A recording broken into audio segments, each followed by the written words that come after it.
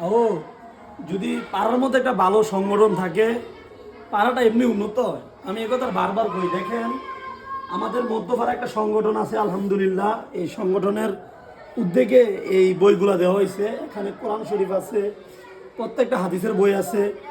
আমাদের প্রিয় একটা বই আর রাহিকুল মাহতুম, আলহামদুলিল্লাহ। মানে এই জিনিসগুলো করে সংগঠনের মাধ্যমে, আমার কাছে এই বিষয়গুলো ভালো লাগে।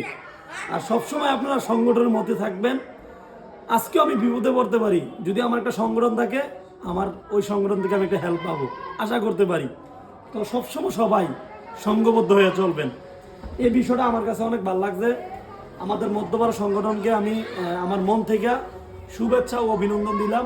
আর আপনাদের জন্য সর্বোচ্চ দোয়া রইল, আপনারা আরও ভালো কাজ ইনশাল্লাহ করেন, আমাদের সোসাইটিটাকে অনেক দূরে এগিয়ে নিয়ে যান। তো আজকের ভিডিওটা এই পর্যন্তই। সবাই ভালো থাকবেন। আসসালামু আলাইকুম।